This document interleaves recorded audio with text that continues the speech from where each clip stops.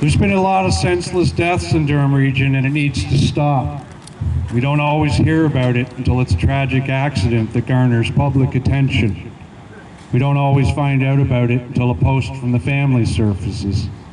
We don't always know for sure if the rumors are true. And sometimes we're made to feel like we don't have the right to know. I'm tired of meeting someone one week and finding out they are no longer with us the next. It pisses me off when I get to know you for even a day and then I find out you're gone. Some did tell me they were on their way out and maybe I shrugged it off as a bad day. Others seemed to have a handle on things and it happened anyway. Am I supposed to just become immune to all the accidental deaths and learn to desensitize myself? Is that what it takes to be a good homeless advocate these days? We can do better. We need to do better. I want to introduce Reverend Roy Graves from First Light Foundation of Hope. He's going to come up here and do the Celebration of Life event. Thanks a lot, Roy.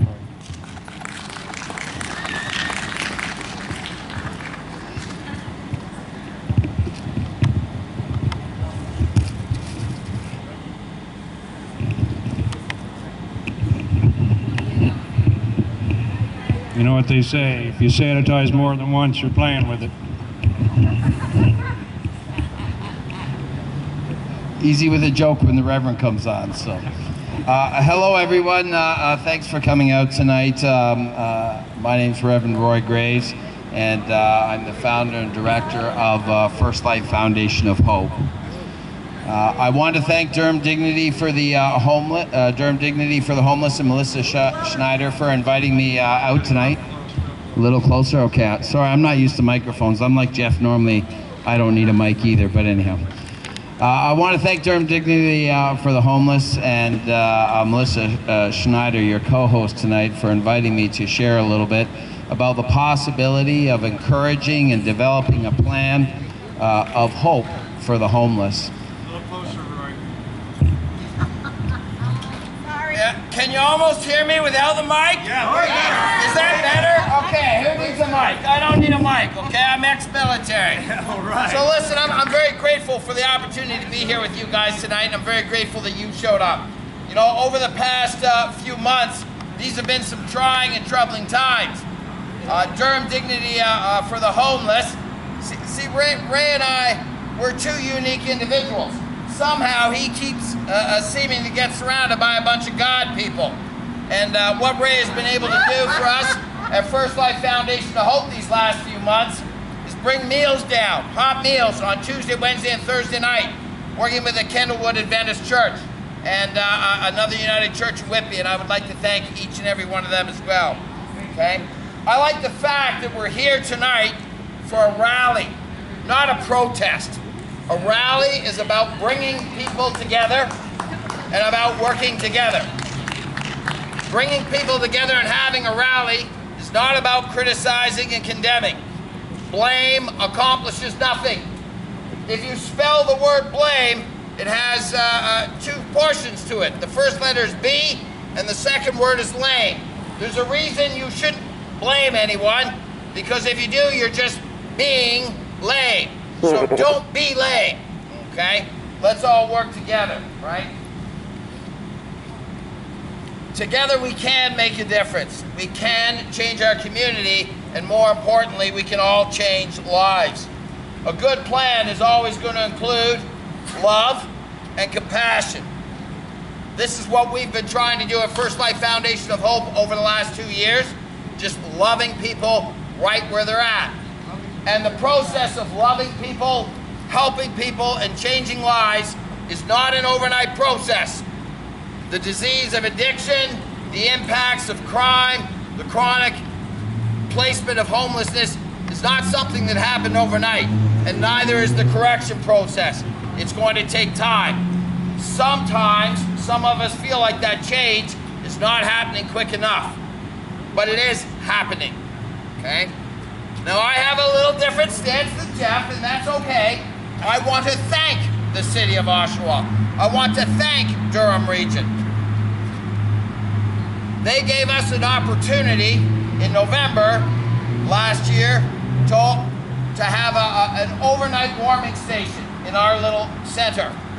We had 19 people a night in a small 500 square foot facility space, sleeping on yoga mats. It wasn't enough, it wasn't adequate, but what it was a start. What it was an opportunity for someone to have a safe place to sleep and a warm place to sleep. And there were individuals who chose to come there even if they had opportunities to go to other larger facilities.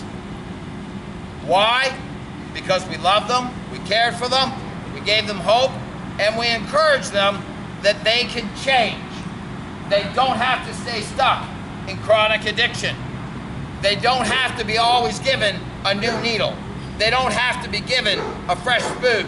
They can be told that they can stop using drugs, that they can have hope, that they can have a life. Yes. I want to qualify this by letting you know I was once a homeless drug addict. I once smoked crack. I once put needles in my arms. I had a criminal record. I went to drug rehab more than once because I have a thick head. It took me 3.5 years to get a year clean. That meant I made mistakes. That meant I stumbled. But there was hope for me. Today I'm here by the grace of God. Yes. I'm a living example and a demonstration that change and hope is possible. After the overnight warming station, we got an opportunity to undertake a project called Camp Samak, the IOTC Restorative Shelter Program. I didn't start that, I was invited to it. So there is progress. Progress is being made.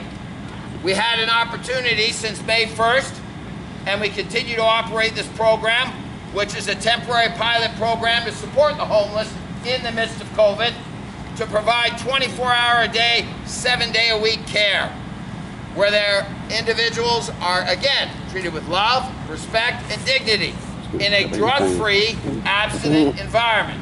That's what we promote. It's had its challenges along the way, but people have gotten housed.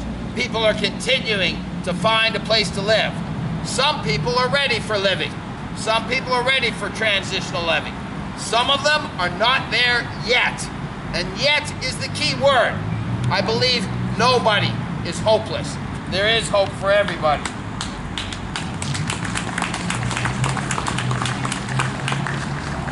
I believe in support abstinence. I believe in support recovery. I believe in support the concept that you never need to take a drug again. There's a loving, caring God. And if he can change me, he can change you. I would encourage each and every one of you to consider being a part of the solution, not a part of the problem. Because if I'm not helping out, I'm not part of the solution. There are many ways to help. Whether that's simply smiling, whether that's passing on a Tim Hortons card, whether that's shaking a hand, whether that's getting involved in one of the many wonderful organizations that are here trying to help the homeless and the chronically addicted. You can serve, you can hand out food, you can come to the park. And if you're not a frontline person, you can bake stuff. We'll accept homemade baked goods, and trust me, we'll get them to the people that want to eat them. Because when stuff's made homemade, it's special. It meant you take the time.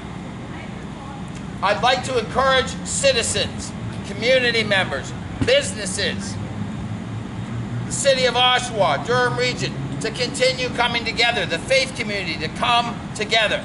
We may not all do things the same way, but if we can come together with a common cause of changing lives, helping people, and bettering our community, I believe that we can accomplish great things together as opposed to being apart. I just want to close with this. After this gathering, for those of you who would like, there is a small memorial over at the John Street Community Garden. Okay, there was a volunteer going around. There might have been one or two of them that had little LED candles.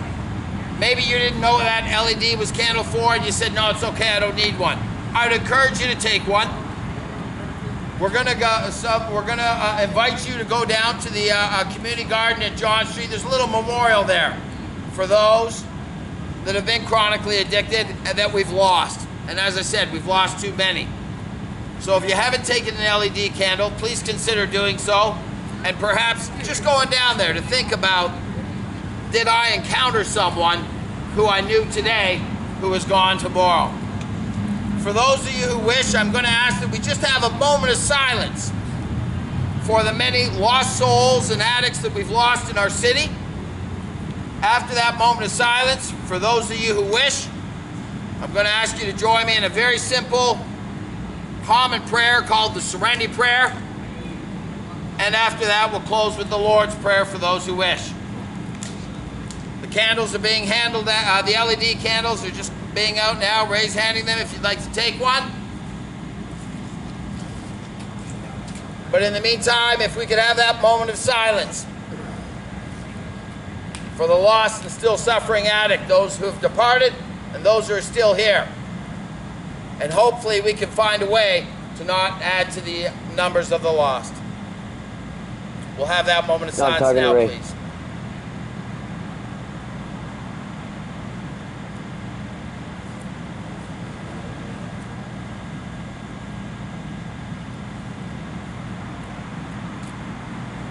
The Serenity Prayer for those who wish to join us. God, grant me the serenity to accept the things I cannot change, the courage to change the things I can, and the wisdom to know the difference.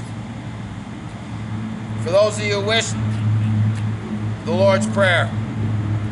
Our Father, who art in heaven, hallowed be thy name.